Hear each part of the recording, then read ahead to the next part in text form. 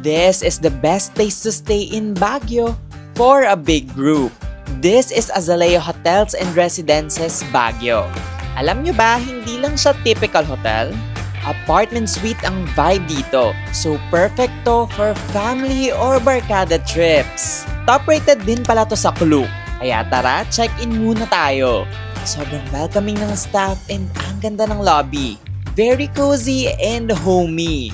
3-bedroom holiday apartment yung kinuha namin. Now let me take you on a room tour. Sobrang spacious. Parang home away from home talaga.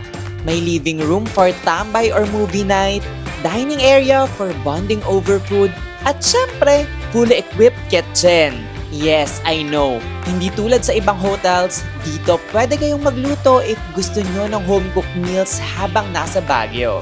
Tapos ito pa, 3 separate bedrooms. Meron para sa couple, kids, or friends. Comfortable yung beds and super linis ng rooms.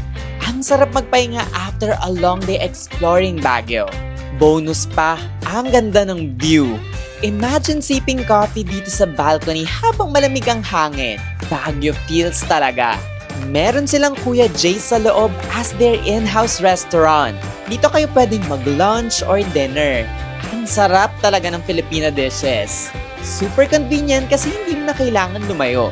And syempre, kasama sa stay ang free breakfast buffet. Ang daming choices. Perfect way to start your Baguio day.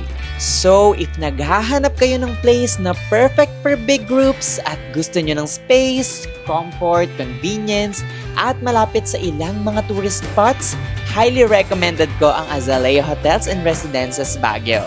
You can book your stay on Klook para mas makasave ka when you use this promo code, Keep Wandering Klook.